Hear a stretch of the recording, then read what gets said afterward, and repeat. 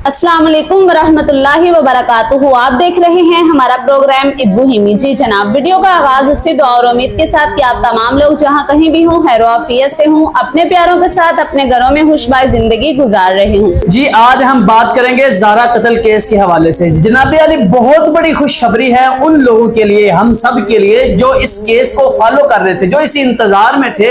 ज़ारा बेटी को इंसाफ मिलना चाहिए, ये उन लोगों के लिए बहुत बड़ी खुशखबरी है। जो लोग इस इंतजार में थे, वो मुंतजिर थे कि ज़ारा के मुजरिमों को उनको सजा मिले और हम सब के दिल ठंडे हो जाएं। तो आइए, इंतजार की घड़ियां खत्म हो गई, यूं समझ लिए फुल अंधेरे में किरण जाग उठी है रोशनी की। हम बताएंगे 28 तारीख को अदालत ने क्या फैसला सुनाया, सुगरा को क्या सुनाया, यास्मीन को, अब्दुल्ला को और नवीद कसाई को क्या क्या फैसला सुनाया, हम बताएंगे आज की इस वीडियो में। अगर हमारे चैनल पर नए हैं, सबसे पहले आप सब्सक्राइब कर दीजिए, लाइक कर दीजिए, बेल आइकन का बटन लाजमी प्रेस कीजिएगा। जी, बेगम ज़ारा कत्ल केस के हवाले से बहुत बड़ी, अब तक की बहुत बड़ी अपडेट सामने आई है। देखिए, जो लोग इंतजार में थे कि हमें खुशखबरी सुने, हमें लोग कमेंट्स में बार बार कहते थे कि ज़ारा कत्ल केस के हवाले से क्या अपडेट है। हम भी बार बार शबीर साहब से राब्ता करते थे, वो भी हमें बताते थे कि फलां डेट है, फलां डेट है, फलां डेट है। 21 तारीख को शबीर साहब जो है ना, वो किसी घरेलू काम की वजह से ना जा सके, पीछे जज साहब छुट्टी पे थे, हम भी बड़ी इंतजार में थे। तो आखिरकार फिर 21 तारीख को 28 तारीख डली,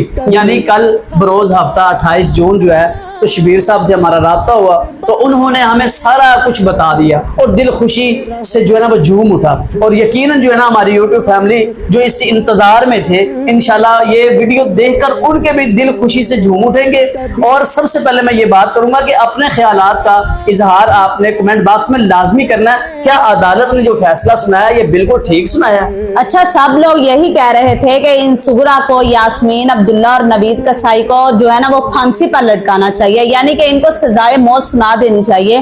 क्या ये ऐसे ही है कि ये सजाए मौत होगी? अब देखें, हमारे पाकिस्तान कानून में जो है ना, औरत जात को फांसी तो दी नहीं जाती, फिर औरत को उम्र कैद की सजा सुनाई जाती है।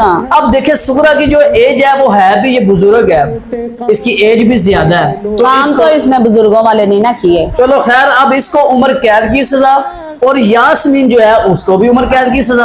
अब रह गया नवीद कसाई और अब्दुल्ला, क्या अदालत इनको भी सजाए मौत सुनाएगी?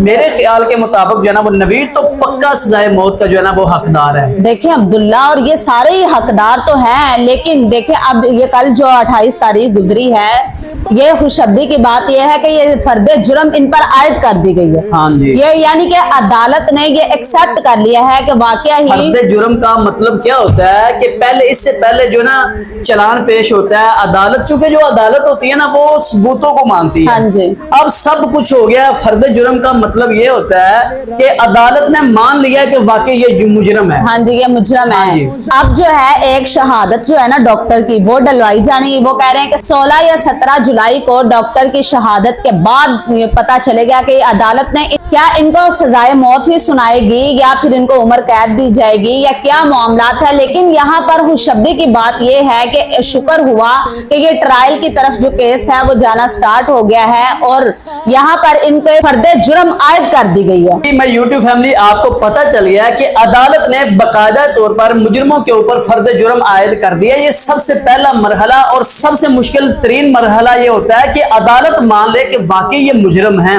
अदालत ने मान लिया, मुजरिमों ने भी मान लिया कि हमने ये जुर्म किया, अदालत ने भी मान लिया।